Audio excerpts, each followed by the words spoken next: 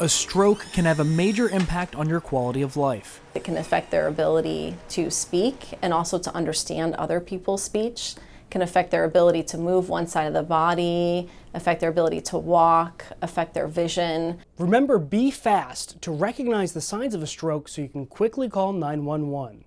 The B stands for balance, if somebody's having difficulty with their balance. The E stands for eye, so any vision loss.